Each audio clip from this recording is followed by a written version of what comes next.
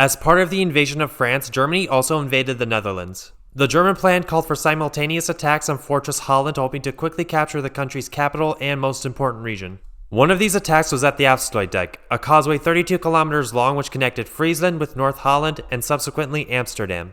This is where the German army would suffer one of the few defeats in their invasion of Western Europe. On the 10th of May 1940, Germany launched Fall Gelb, case yellow, simultaneously invading France, Belgium, the Netherlands, and Luxembourg. In the north, the Germans managed to break through 2 Dutch defensive lines at the border before advancing into western Friesland.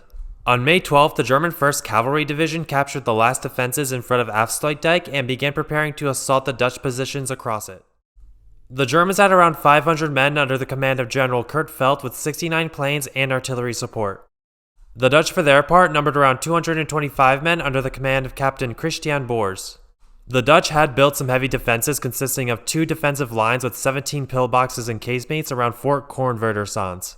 These fortifications were equipped with 21 machine guns, 3 50mm guns, a 50mm shore-based naval gun with similar defenses at the Afsluitdijk's other end. The fort itself could withstand direct hits from 210mm shells. Initially, the Dutch sent out 70 men at the end of the dike to prevent German landings beyond the view of the fortress. 7 German fighters then strafed these positions, killing 1 soldier, 2 civilians, and injuring 10 more. The Dutch then retreated to Kornwerdersons. On the evening of the 12th, 3 German soldiers went to see if the fort was abandoned. They were met with machine gun fire, and 2 of the soldiers became casualties, but the 3rd managed to escape. The next day, the Germans planned to assault the fort and called in air and artillery support. However, the Germans didn't know that overnight the Dutch managed to bring in 3 20mm AA guns and 4 heavy anti-aircraft machine guns. So when the previously unchallenged German pilots flew in for their bombing run, they were fired upon.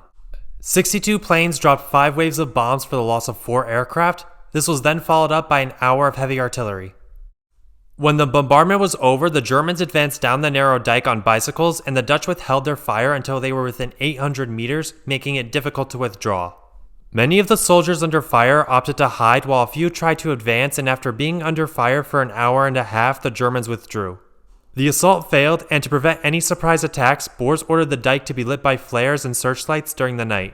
Early morning on the 14th, the Germans again fired their artillery at the fortress, but during the night the Dutch called in for naval support. The gunboat Johann Maurits von Nassau fired her 3 150mm guns from her position on the Wadden Sea, 18 kilometers away from the Germans.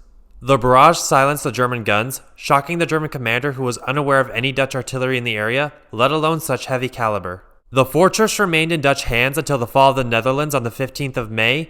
Boers praised his men, saying they had fought like lions, while in other parts of the country their army had been defeated. The Germans suffered 5 killed and another 25 wounded, along with 4 aircraft shot down, the Dutch 1 killed and 2 wounded, along with 12 civilian casualties. Though rumors quickly spread that the dike was filled with the bodies of hundreds of German soldiers.